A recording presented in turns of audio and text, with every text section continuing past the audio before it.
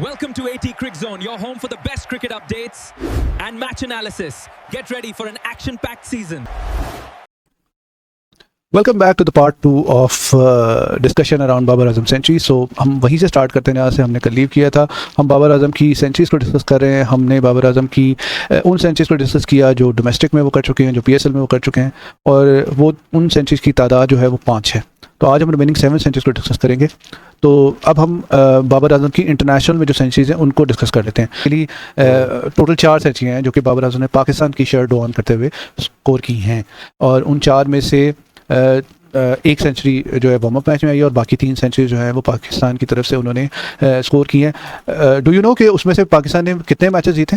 पाकिस्तान के लिए जो उन्होंने जितनी भी सेंचुरी स्कोर की हैं वो, और दूसरी टीम के खिलाफ भी जो उन्होंने अदर सेंचुरी स्कोर की हुई हैं, वो हम सारी डिस्कस करेंगे, और सारी की सारी विनिंग कॉज में।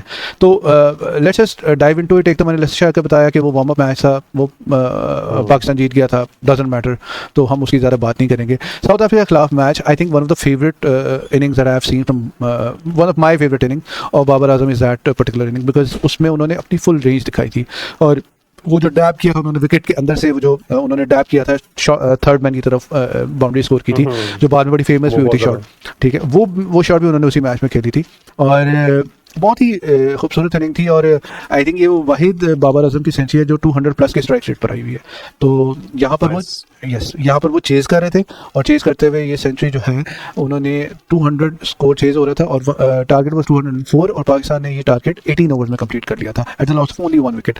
So this is how well he batted कि 200 प्लस रन जो है वो 18 ओवर्स में चेज़ हो गया। तो देखें, जब फॉर्म अच्छी थी तो इंटेंट ऑटोमेटिकली नीड बेसिस पर आ जाती होती थी। उनकी जो अगली सेंचुरी है जो उन्होंने स्कोर की थी वो इंग्लैंड के खिलाफ आई थी, और वो भी उन्होंने चेज़ करते हुए की थे, और वहाँ पर भी पाकिस्तान ने 200 प्लस रन चेज़ किए थे without any loss of wicket, और 19.3 ओवर में पाकिस्तान ने कंप्लीट कर लिया था।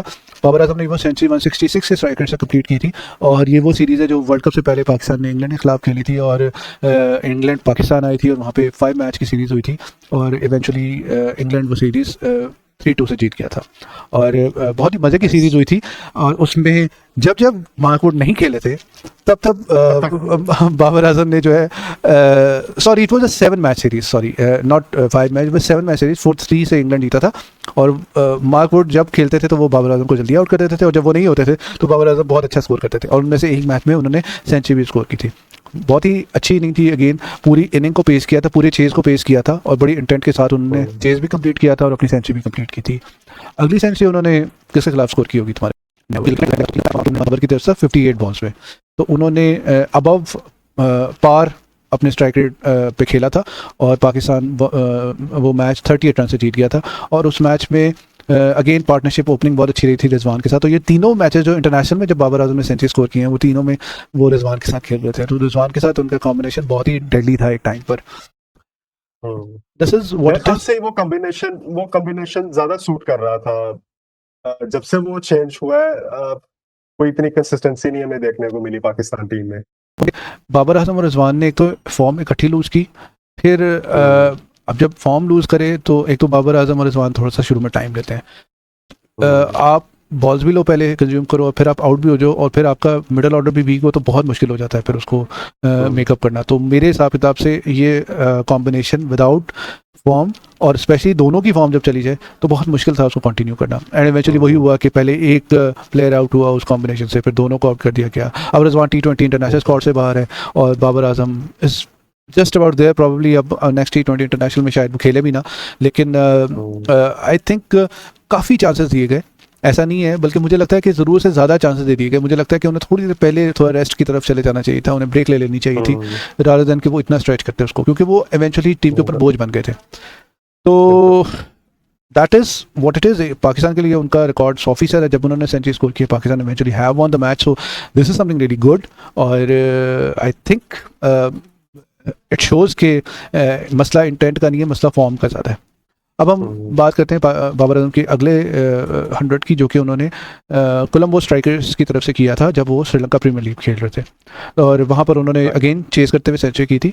और वो वाहिद थे जिन्होंने मतलब 50 निशंका ने भी स्कोर की थी, लेकिन बाबर आजम बिल्कुल आखिर तक लेके गए थे ऑलमोस्ट, और उन्होंने टीम को जो है ऑलमोस्ट फिनिश लाइन पहुँचा के और फिर वो मैच जितवाया था, और उसमें वो if I am not wrong वो प्लेयर ऑफ द मैच भी करार पाए थे उस मैच में, यस वो प्लेयर ऑफ द मैच भी थे. सो अगेन एक मैच विनिंग परफॉर्मेंस. ऐसा नहीं है कि अपनी सेंचुरी थी और टीम हार गई, ऐसा नहीं हुआ. अब हम जो है वो अगले जो 2 सेंचुरीज हैं वो उन्होंने स्कोर की थी वाइटलिटी ब्लास्ट जो T20 टूर्नामेंट था इंग्लैंड का पहले जो खिलाता था, तो वो 100 की तरफ चले गए. उसमें किया था समरसेट की तरफ से खेलते हुए 2 मैचेस से, और दोनों में जब उन्होंने सेंचुरी स्कोर की है, एक तो ये कि उसमें इंटेंट भी बड़ी अच्छी नज़र आई. 185 का स्ट्राइक रेट था एक मैच में, और एक मैच में उनका strike rate again I think let me just see I think 183 था. सो बहुत अच्छा स्ट्राइक रेट था. और दूसरी टीम जो है वो एक दफ़ा 69 for 6 बारिश आ गई थी और वो मैच हार गए थे. हैम्पशायर की टीम दूसरी टीम तो बड़े मार्जिन से हराया था. और इस तरह दूसरा मैच, इसके अलावा जो मैच हुआ था वो ग्लेनमॉर्गन को उन्होंने 66 रन से हराया था. तो वहाँ पे भी बड़ी कॉम्प्रिहेंसिव और again player of the match Babar Azam थे. तो जहाँ जहाँ उन्होंने सेंचुरी स्कोर की है वहाँ टीम ने मैच जीता भी है, अदर देन वो जो हमने सेंट्रल पंजाब वाली परफॉर्मेंस की बात की, और वहाँ प्लेयर ऑफ द मैच भी रहे हैं. तो मेरे ख्याल से अगेन एक 12 सेंचुरीज में से 9 मैच विनिंग होना, और वो भी जब भी बात इंटरनेशनल या अदर लीग्स की है, नेशनल को अगर हम थोड़ा इग्नोर कर भी दें तो आई थिंक बहुत अच्छा रेशो है. और उस लिहाज से मसला मुझे ज़्यादा जो है वो इंटेंट से ज़्यादा फॉर्म का नज़र आता है, क्योंकि फॉर्म ही नहीं है जिसकी वजह से वो अभी तक टेस्ट में पिछले 3 या 4 साल से 100 नहीं कर पाए. ओडीआईज में भी वो बड़े अरसे बाद उन्होंने सेंचुरी की थी, अभी श्रीलंका के खिलाफ होम सीरीज़ में कोई 5-6 महीने पहले. तो फॉर्म का एक बहुत बड़ा इशू रहा है. होपफुली ये जो उन्होंने लास्ट सेंचुरी स्कोर किया PSL में, ये काफ़ी डोमिनेटिंग सेंचुरी थी और काफ़ी वो अच्छे फॉर्म में और एट ईज़ लग रहे हैं खेलते हुए. ज़बरदस्ती की सेंचुरी नहीं लगी मुझे. 2024 वाली सेंचुरी मुझे याद है, वो बड़ी उन्होंने चांसलेस इनिंग नहीं थी अगर मुझे सही से याद है तो. और दूसरा ये कि बड़ा फंस के खेल रहे थे. अब मुझे थोड़ा सा वो इजी लग रहा है फिर से. आई डोंट नो इस मैनेजमेंट ने, पेशावर ज़ल्मी की मैनेजमेंट ने उन्हें क्या कॉन्फिडेंस दिया है या उन्हें किन वर्ड्स की ज़रूरत थी दोबारा फॉर्म में वापस आने के लिए, और क्या उनके साथ पाकिस्तान टीम की मैनेजमेंट सलूक कर रही थी.